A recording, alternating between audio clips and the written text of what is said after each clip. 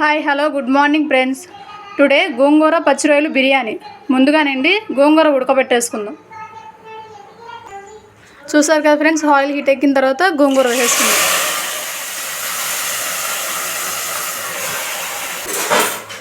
చూసారు కదా ఫ్రెండ్స్, గోంగూర వేసేసుకున్న తర్వాత 2 చీల్చిన పచ్చిమిరకాయలు కూడా వేసేసుకుందామండి. టేస్ట్ వేరే లెవెల్ ఉంటుంది అలా వేసుకుంటే. ఓ 5 మినిట్స్ మగ్గనిద్దాం గోంగూరని. పక్కన గోంగూర ఉడుకుతుంది కదండి. ఇప్పుడు బిర్యానీకి ప్రిపేర్ చేసుకుందాం. ముందుగా ఏంటంటే కర్రీ ప్రిపేర్ చేసుకోవాలిగా, రొయ్యల కర్రీ. ఆయిల్ ఓ 3 స్పూన్స్ వేసేసుకుందాం. చూసారు కదండి, ఆయిల్ హీట్ ఎక్కిన తర్వాత బిర్యానీ మసాలాలు ఆల్రెడీ మీకు అన్నీ తెలిసినవి వేసేసుకున్నాము. బాగా హీట్ ఎక్కింది కదండి. హీట్ ఎక్కిన తర్వాత పెద్ద సైజు ఆనియన్స్ 2 తరుక్కునే వేసేసుకుందాం. చూసారు కదండి, గోంగూర బాగా ఉడికిపోయింది. చూసారు కదండి, బాగా ఫ్రై అయిపోయినాయి. ఫ్రై అయిపోయిన తర్వాత ఇప్పుడు ముందుగా మనం మ్యాగ్నేట్ చేసుకున్న రొయ్యలు అండి, ఆల్రెడీ మీకు తెలుసు కదా. మ్యాగ్నేట్ చేసుకున్న రొయ్యల్ని వేసేసుకుందాం.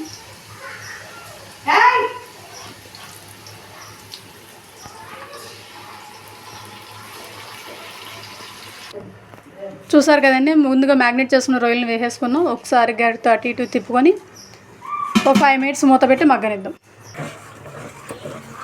ఇప్పుడు మనం ముందుగా గోంగూర ఉడకబెట్టుకున్నాం కదండి, దాన్ని ఒకసారి పప్పు గుర్తు బాగా తిప్పేసుకుందాం. కాస్త మెత్తగా ఇది అవ్వాలి కదండి, అందుకే మెత్తగా వదిలేసుకుందాం.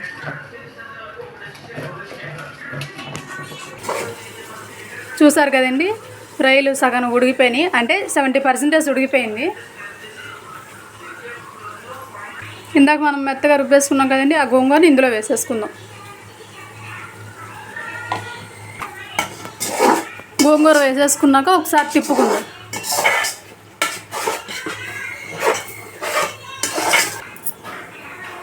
గోంగూర వేసేసాం కదండి. గోంగూర వేసి 5 మినిట్స్ మగ్గనిచ్చిన తర్వాత పుదీనా కూడా వేసేసుకుందాం.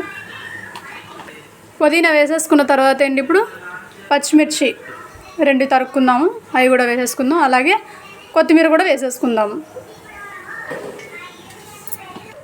చూసారు కదండి, పుదీనా, కొత్తిమీర, పచ్చిమిర్చి వేసేసుకున్నాం. ఒకసారి తిప్పుకున్న తర్వాత బిర్యానీ మసాలా కూడా 1 టీ స్పూన్ వేసేసుకుందాము. చూసారు కదండి, కూర మగ్గిపోతుంది. మగ్గుతుండగా ఇప్పుడు ముందుగా మనం నానబెట్టుకున్న రైస్, బాస్మతి రైస్ అండి, వేసేసుకుందాం.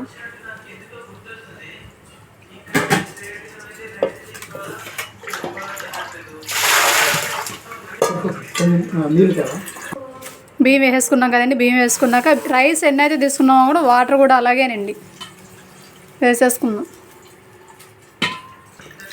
వాటర్ వేసేసుకున్నాం కదండి. ఇప్పుడు రుచికి సరిపడా సాల్ట్ కూడా ఆల్రెడీ కర్రీలో వేసుకుంటాం కాబట్టి మళ్ళీ రైస్లో అన్నప్పటికీ దానికి తగ్గ సాల్ట్ వేసేసుకుందాం. ఒకసారి సాల్ట్ వేసేసుకున్న తర్వాత తిప్పేసుకుందామండి. ఒకసారి పెట్టండి, మళ్ళీ పద్దాగా గట్టి పెడితే రైస్ మొత్తం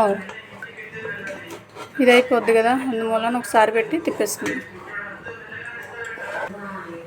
ఇప్పుడు వేసేసుకున్నాం కదా, సాల్ట్ వేసుకున్నాం. మూత పెట్టి ఉడకనిద్దాం. చూసారు కదండి, రైస్ కరెక్ట్గా 70% మొత్తం ఉడికిపోయింది. ఉడికిపోయిన తర్వాత ఒక 2 స్పూన్స్ నెయ్యి వేసేసుకుందాం. మళ్ళీ నేను నీ దగ్గర నేర్చుకున్నా. అలా ఉంటుంది. ఏంటి అత్తయ్య ఒకసారి మళ్ళీ చెప్పు. జాజి పువ్వు కాదు, కనకాంబరం పువ్వు. కనకాంబరము, ఈ మల్లి మొగ్గ ఇవన్నీ కలిపేసేది. ఏంటి అదే ఏం పువ్వు? అదే పువ్వు చెప్పు. ఏం పువ్వు? బిర్యానీ మసాలా. జాపత్రి, జాజిపత్రి, తాడిపత్రి. చెప్పు. ఎట్లా చేద్దామా అని నెయ్యి వేసుకున్నాం కదండి. నెయ్యి వేసుకున్న తర్వాత మూత పెట్టి ఇంకో 10 మినిట్స్ మగ్గనిద్దాం. ఒకసారి నేను ట్రై చేయనా.